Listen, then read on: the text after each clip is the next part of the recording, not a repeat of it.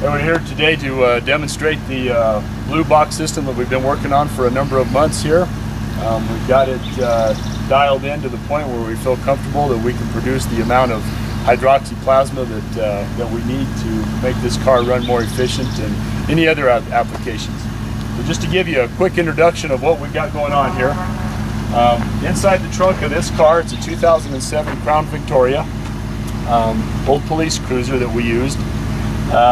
Inside the box, of course, you notice all the different gizmos and gadgets here and pumps and things, and we'll explain it just briefly as we go through it. Of course, here's our water container. From the water container, the water travels from the transfer pump into the fuel cell, where it goes through an electrolysis process in a series, to break down the hydrogen and oxygen molecules. From there, it is transferred into the reactor.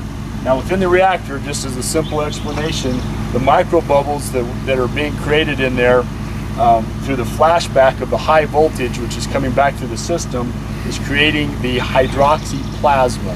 Now plasma, of course, is the fourth state of matter, and those who understand the higher physics and science of that will know what we're talking about here. But it comes out to be an H4O2, which is stabilized hydrogen. From that system there, then this little system here is called our primary dryer. Out of the dryer, any of the other H2O molecules that are still in the system are being dispersed in here and being collected and then recycled back through for future use. And the hydroxyplasma, which is being generated from the reactor, is then going through the process and moving towards the engine compartment. Now just a little side note here about the electronics that are involved on this. On the right hand side here we have an AX controller. It's been modified with some heat sinks and some cooling fans in order to keep it cool. It has also been modified to the extent that the original MOSFETs were removed and commercial MOSFETs, 100 amp each MOSFETs, were placed inside so that this unit can run at a continuous 400 amps. All right? And the system is kept charged with a float system inside the reactor, which keeps the water flowing into the fuel cell so it never dries out. It's critical that the system never runs empty of water. All right, as we move to the front of the car here, we want to show the front of the car here and the engine.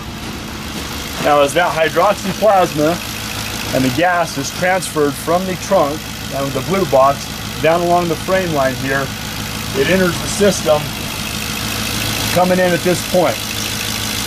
Now what we've got here is we've got a secondary dryer, which we affectionately call the bubbler, which has alcohol in it. The alcohol strips off any remaining H2O molecules that may be in the system so that we get a pure form of gas going into the intake. Okay. Now with this system, we went a little step further. We put a heat exchanger on the fuel line of the original car. Now what that is doing is that vaporizes the gasoline.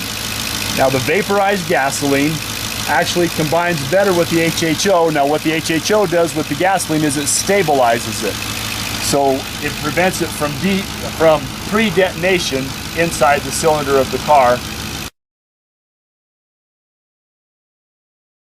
We're going to demonstrate the flow rate from the blue box that is being produced with the hydroxy gas. What we're going to do is open up a small series of valves and redistribute the gas into the bottle down here into a tank to demonstrate the amount of liters per minute that we're producing with this. So how big is your bottle? Now the bottle is a 1 liter bottle, and this engine, this particular system, will produce enough hydroxy gas to run 4 engines this size. So anyway, we're going to go ahead and do that now, and we're going to turn the valve on. So if you'll move the camera over here, and as soon as he turns the valve on, we're going to hit the start button and then the stop button. 1, 2, 3.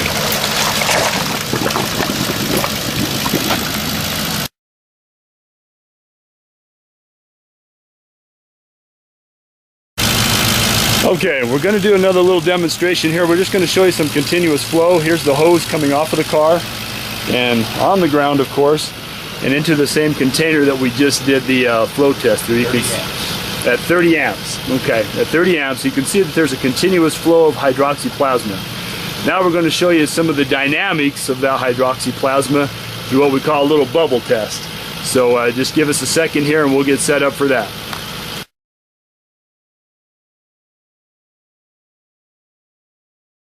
All right, here we are. We're going to do a little demonstration. Now, as it's been explained, the hydroxyplasma, or most run-of-the-mill hydrogen systems, will create a small blue flame once ignited. What we're doing is just using regular run-of-the-mill liquid dish soap with water. We're going to create some bubbles.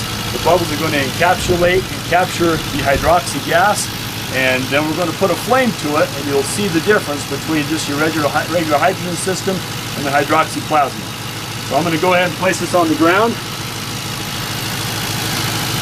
We create a good source of bubbles. And this, my friends, is what we like to call the power of the sun. We take that amount of bubbles. Oops, let's get a little bit more.